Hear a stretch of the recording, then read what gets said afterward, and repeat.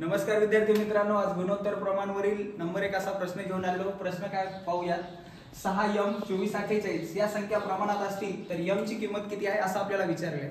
तर मित्रांनो, जर 4 संख्या प्रमाणात असतात त्यावेळेस काय असतं, मध्यपदाचा गुणाकार हा अंत्यपदांच्या गुणाकारा एवढा असतो। ठीक आहे, तर यामध्ये मध्यपदे आहेत m आणि 24 आणि अंत्यपदे आहेत 6 आणि 48। तर मध्यपदांचा गुणाकार हा अंत्यपदांच्या गुणाकारा एवढा असतो, म्हणजेच m आणि 24 यांचा जो गुणाकार असणार आहे तो 6 आणि 48 यांच्या गुणाकारा एवढा असणार आहे। जर या दोघांचे गुणाकार सारखे असतील, जेव्हा 4 संख्या प्रमाणात असतील त्यावेळेस यांचा गुणाकार म्हणजेच मध्यपदाचा गुणाकार आणि अंत्यपदांचा गुणाकार जर सारखा असेल तेव्हाच त्या प्रमाणात राहत असतात।